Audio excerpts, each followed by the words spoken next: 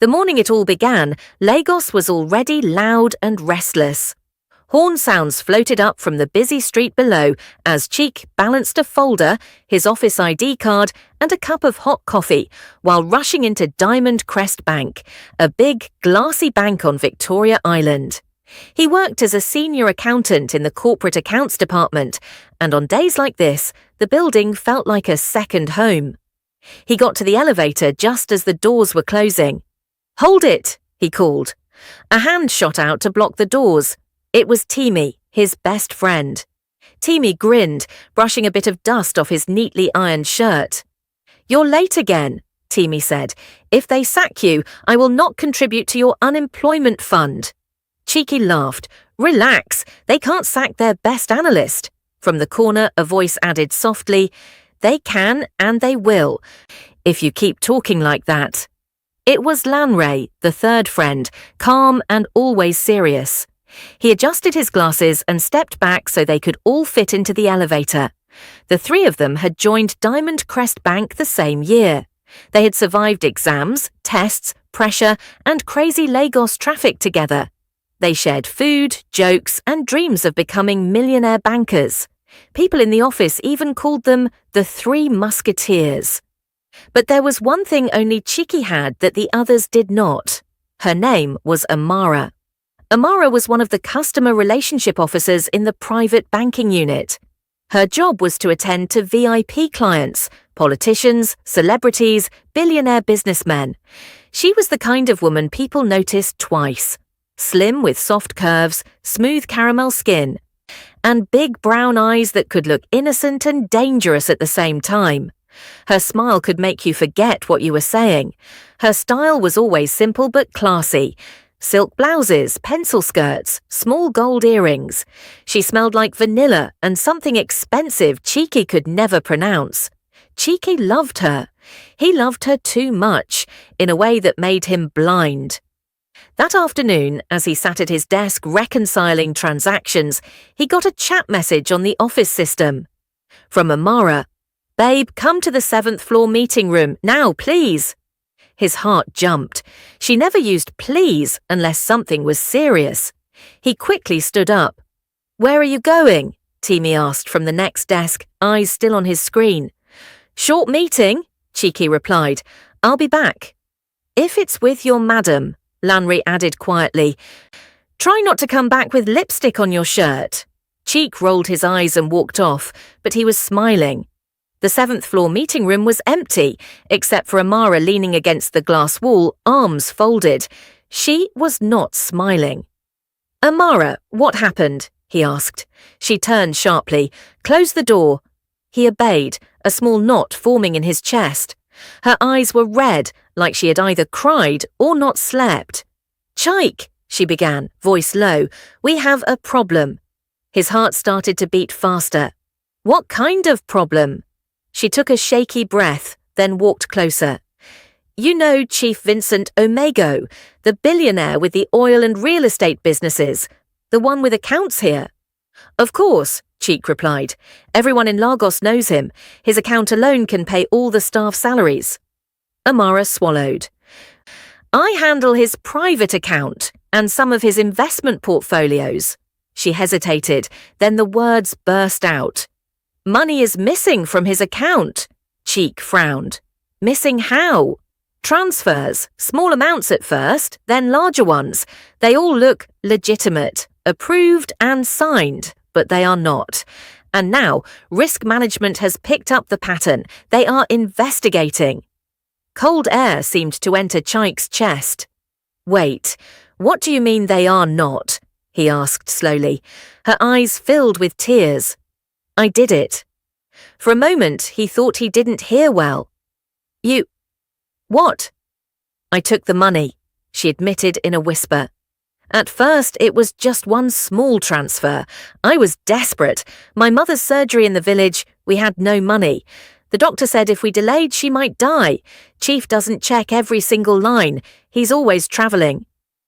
I told myself I would borrow it and return it quickly." Chike stared at her in disbelief. "Amara." "I used some for the surgery," she continued, voice shaking. then school fees for my younger brother, then debts I had been carrying. Lagos is expensive, Chike. I was drowning, and the money was right there, just sitting, growing interest. I thought I could control it. Her shoulders dropped. But the amounts became bigger. I couldn't replace them fast enough. Now, the internal control team has flagged irregularities in Chief's account, and they are tracing every transaction. They will trace it back to me. I will lose my job. I might go to prison. My mother will die from the stress. My brother will drop out of school. My life will be over. The room felt smaller. The air felt heavier. Chike moved closer, trying to stay calm. How much are we talking about? She closed her eyes. About 80 million naira. He almost lost his balance. 80 what? 80 million, she repeated, tears now flowing. Across many months, different channels, different recipient accounts. I was careful, but not careful enough. Chike ran his hand over his face. This was not small stealing. This was billionaire account fraud. This was headlines, police, EFCC, disgrace. Amara grabbed his hand. Chike, please, she cried. Help me. I know your team handles back-end reconciliations for corporate accounts. You have access to system logs. You know how they track transactions. If they see my login details and my approvals, I'm finished. How do you expect me to help? He snapped, panic rising in his voice. This is a big Nigerian bank, not a roadside kiosk. They audit everything. They can see the login IDs, timestamps, approval trails. She squeezed his fingers tighter. You once told me that your best friend Timi sometimes logs in from your system when his is down, and sometimes you log in from his, right? Yes, but what has that? Can you adjust the logs? She whispered, eyes desperate.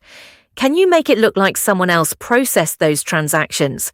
Maybe a system glitch, maybe another staff ID, just long enough to confuse the investigation, just long enough for me to find a way to return the money. Amara, you're not listening, he said, voice shaking. Tampering with system logs is a crime on its own. It's worse. They can detect that. This is fraud, bank fraud, billionaire fraud. Do you know how risky that is?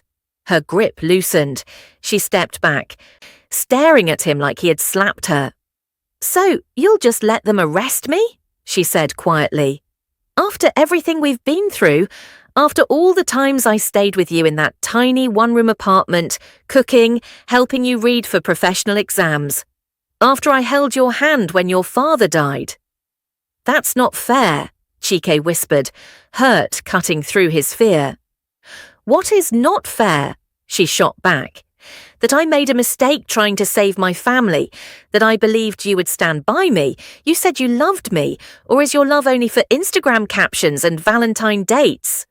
Tears rolled down her cheeks. Chike, please, she begged. I don't have anyone else. My mother is sick. My brother is still in school. I can't survive prison. I can't survive this kind of scandal. If the story goes out, bank lady steals from billionaire account, my life is finished. Please do something, anything. Her words cut him deep. He remembered nights she cooked for him when he had nothing. He remembered the way she stood by him during his father's burial, taking care of guests and wiping his mother's tears. He remembered the warmth of her hugs, her laughter in his ear, the quiet promises they had whispered about marriage and building a life together. He loved her. That was the problem. His love was very real. And love, mixed with fear, can be dangerous. The investigation began quietly but quickly. Emails went out. A special audit team arrived. Risk management requested transaction logs, access records, CCTV footage, and system reports. The whispers in the office grew louder. Have you heard? They say money disappeared from a billionaire's account. Which billionaire? Chief Vincent Omego, I heard. Ha! Whoever did it must be mad. That man does not play with his money. Chike tried to focus on his work, but his mind was never at peace. Every time his phone vibrated, his heart jumped.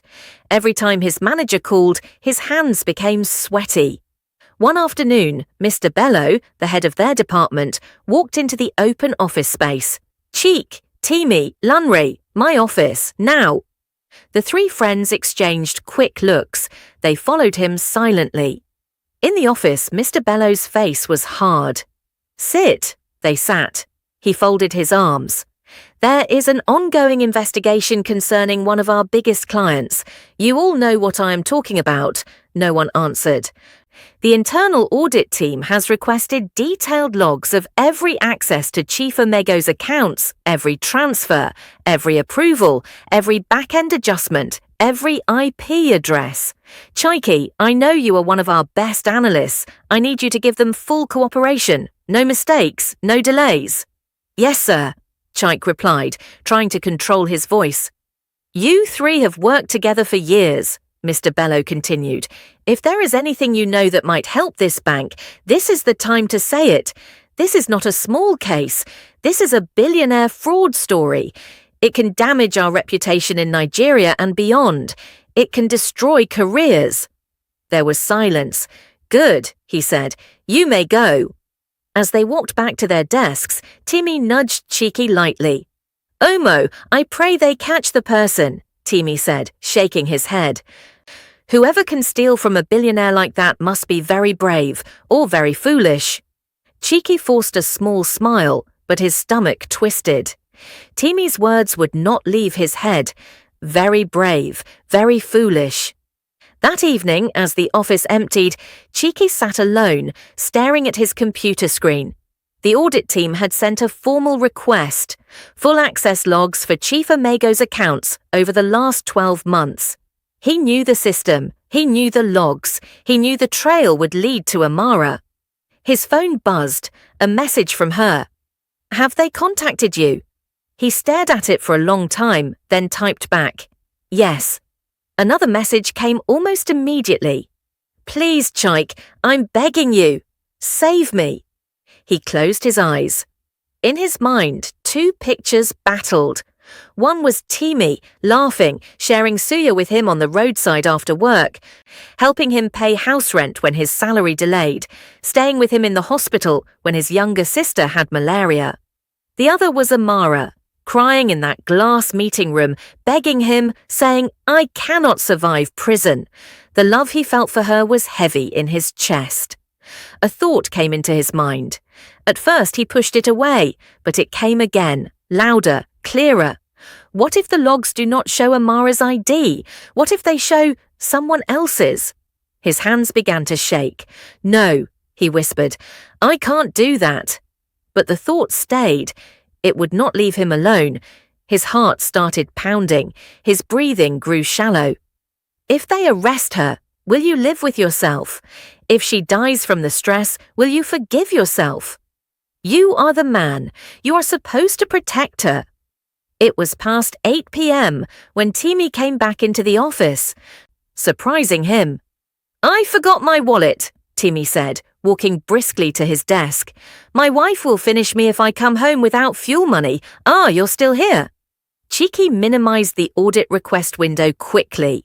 Yeah, he replied, just finishing something. Timi sighed and dropped into his chair. This investigation is stressing everybody. Even the cleaners are whispering. They say the money missing is enough to buy one estate in Lekki. He laughed lightly, then stood up. Anyway, let me rush. You two don't stay too long. Lagos is dangerous at night, my brother. He slapped Chike lightly on the shoulder and walked out. Chike watched him go, his throat dry. Timi trusted him. Timi had no idea what was about to happen. The next day, Chike did what he had never imagined he could do. He came early. He logged into the system before most people arrived. He opened the back-end audit logs. Long lines of data filled his screen, timestamps, staff IDs, IP addresses, actions. He scrolled to the first suspicious transaction. There it was, the entry that showed Amara's ID logging in, approving a transfer from Chief's account to a small company account. His heart raced. With this, they will catch her, he whispered. He looked around. The office was still half empty. Only a few early workers were at their desks. His fingers hovered over the keyboard. He knew exactly what to do. He had seen how senior system admins corrected log errors before. A small change here, a small switch there, nothing flashy, just enough. If I change this staff ID, and this IP, and this terminal. He stared at the staff ID. Then he did the unthinkable. He replaced Amara's ID with Timi's. For a full second, his whole body went cold. His brain screamed, "Stop! Undo! This is wrong!" But then he remembered Amara's trembling hands, her mother in the hospital, the way she had said, "You said you loved me." He swallowed and moved to the next transaction. Again, Amara's ID. Again, he changed it to Timi's. He continued, heart pounding, hands shaking, rewriting the history of the bank system. Each change was like a stab to his own soul. By the time he finished, sweat was running down his back. The logs now told a different story. It was no longer Amara who had accessed Chief's account repeatedly. It was Timi. The investigation grew more intense. 2 days later, the internal audit team called Timi for questioning. When he came back, his face was pale. "They said my ID was used to access Chief's account multiple times," he told Chike and Lanre in a low voice. Lanre frowned. "Were you?" "Of course not," Timi snapped, then lowered his voice again. "You know me. I can't even steal 5 naira from petty cash." Chike's mouth felt dry. "Maybe it's a system error," Lanre suggested. "You should insist they check again." "I did," Timi replied. "They said the logs are very clear. They even showed me timestamps. I don't understand. On some of those days, I was working from home." Chike swallowed hard. "Maybe someone used your login," he said slowly. "You know, sometimes we log in on each other's systems." "Yes, but that is only in this department," Timi said. "This is a billionaire account. I have never touched it." He looked at both of them, eyes searching. "Do you believe me?" he asked quietly. Lanre replied immediately, "Of course." Chike forced his lips to move. "Yes, I believe you." But inside, his heart was beating so fast he could hear it. Days turned into a nightmare. The bank suspended Timi pending conclusion of the investigation. He stopped dressing as neatly. His laughter disappeared. His wife Ada called Chike one evening in tears. "Please help my husband," she begged over the phone. "He says he did nothing. Our landlord is already talking about rent. If they sack him and arrest him, what will happen to our children?" Chike listened, feeling like he was sinking in quicksand. "I'll do what I can," he said weakly, even though he knew he had already done the worst. Meanwhile, Amara stayed strangely calm. "They are chasing the wrong person," she said one night when they met secretly at a small restaurant. "It's sad, but it gives us time." Chike stared at her, shock and guilt mixing like poison. "He's my best friend," he whispered. "We grew up together. We shared everything." "And I am your future," Amara replied softly, touching his hand across the table. "Your wife, your home, the mother of your children. Chike, we didn't ask them to pick Timi. You only changed some logs to confuse them. The bank chose where to look." Her lips trembled slightly. "If they had found me, do you know what would have happened? Chief Omego has connections everywhere. Nigerian courts, EFCC, social media. My name would be everywhere. I would be finished." He looked at her, searching her face. "Do you feel any guilt?" he asked. Tears filled her eyes. "Of course I do. I can't sleep at night sometimes, but if it comes down to my life or someone else's career, I will choose mine. Wouldn't you do the same?" His heart broke a little at those words, but he was in too deep to turn back. The final blow came 2 weeks later. Everyone was called to the large boardroom on the 9th floor. There was tension in the air. Rumours had been flying. Some said the bank would quietly settle the matter with the billionaire. Others said heads would roll. Chike sat beside Lanre with an empty chair where Timi used to sit. Amara sat on the other side of the room, eyes focused on the table. Mr. Bello stood at the front near the head of internal audit and a stern-looking legal officer.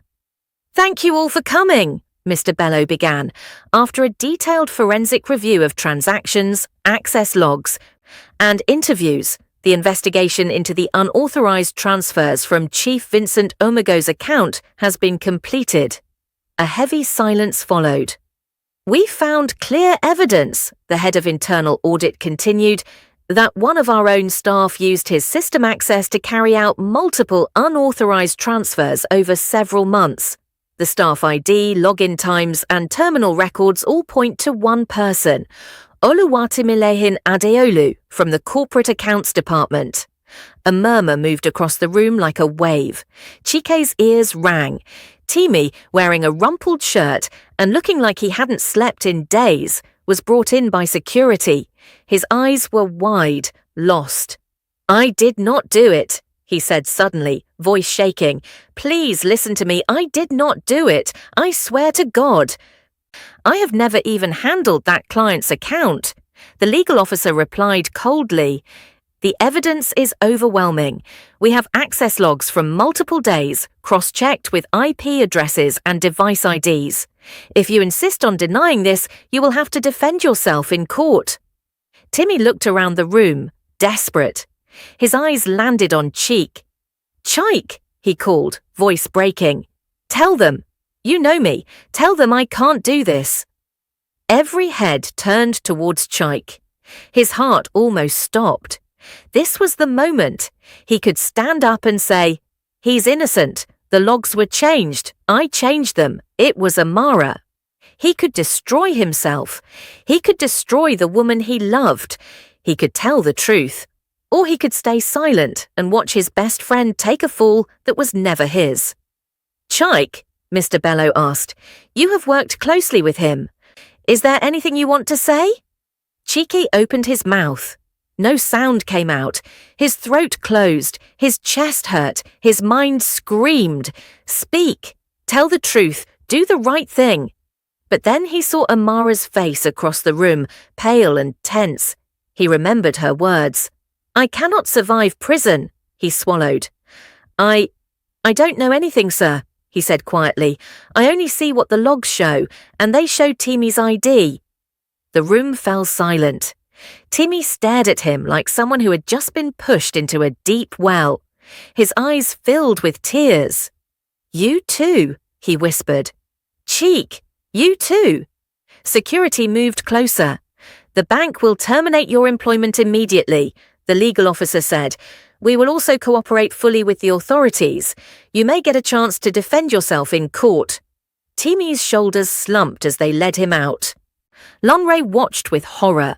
Amara looked down at the table, hands clasped so tightly her knuckles were white. Chike sat frozen, feeling something inside him die.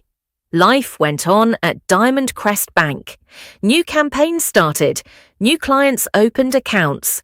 The story of the accountant who stole from a billionaire quietly spread online and in hushed office conversations. Some people believed Timi was guilty. "Even quiet ones can steal," they said. "See his baby face. That's how they deceive people." Others were not so sure. "It doesn't match his character," some argued, "but who really knows anybody?" The bank tried to protect its brand. Press releases used safe language. The case was handed over to the authorities. Chief Omego received apologies, compensation, and private assurances. Chike, however, could not escape his own mind. He woke up at night sweating. He saw Timi's eyes begging him every time he closed his own. He avoided Lanre's gaze at work. He stopped hanging out after office hours. He became quiet, distracted, always tired. His guilt was a secret prisoner inside him. One evening, as he was leaving the office, Lanre called after him. "Chike," he stopped, heart jumping.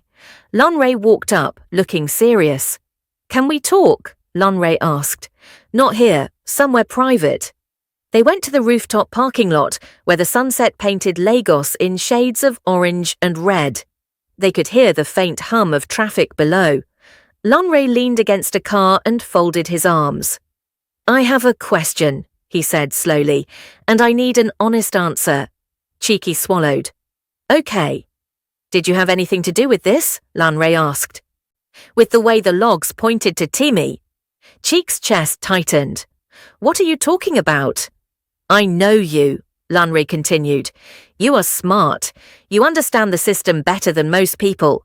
When they say they traced everything back to Timi, something did not feel right to me. The pattern looked too neat, too perfect, like someone arranged it that way.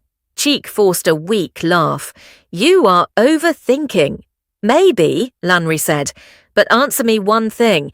If you knew Timi was innocent, would you say it, even if it cost you everything? Chike looked away, eyes burning. I don't know, he whispered.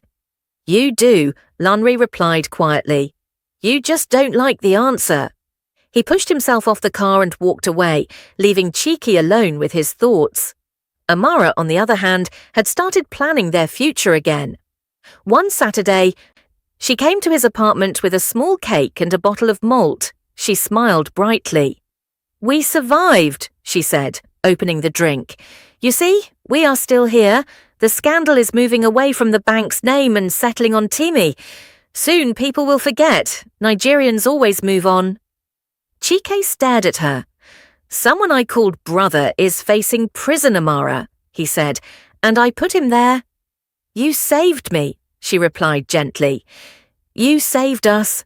One day, when we are married and living somewhere peaceful, you will look back and see it differently. It was a painful sacrifice, but it was for love. This is a love and betrayal story, yes, but in the end, it is still love. He shook his head. If this is love, why does it feel like poison? She went quiet, her eyes searching his face. You regret it? She asked slowly. He didn't answer. She reached for his hand. Chike, she said, we can't change what has happened. All we can do is build something good from it. I will find a way to return the money quietly in bits, through investments and side businesses. I will clean it up. You will keep your job. We will support my family. One day, we may even help Timi's wife and children from afar. We can still do good. But if you break now, all of us will be destroyed. Her voice was soft but firm. He looked at her and saw the woman he once adored, the woman he had sacrificed his best friend for. He also saw the truth. She would always choose survival over loyalty, and he had learned to do the same. The story of he implicated his best friend to save his girlfriend is not one that ends with neat justice. Timi, the innocent friend, was punished. He lost his job. His name was stained. His children heard whispers at school. His wife cried at night. He spent months moving from police station to court, trying to prove a negative, that he was not the thief. Chike kept his job, but lost his peace. Amara kept her freedom, but lost something fragile inside her heart that she could never fully name. Love won in one way, but it destroyed something else, loyalty. In the busy city of Lagos, with its shiny banks, billionaire accounts, romantic promises, and hidden crimes, the truth is simple. Sometimes the people you trust the most are the ones who hurt you the deepest. Sometimes the biggest betrayal is not from strangers, but from the friend sitting right next to you. And sometimes, in trying to save the person you love, you sacrifice the person who loved you with a cleaner heart. Thank you for staying with me. Kindly like, comment, and subscribe to my channel.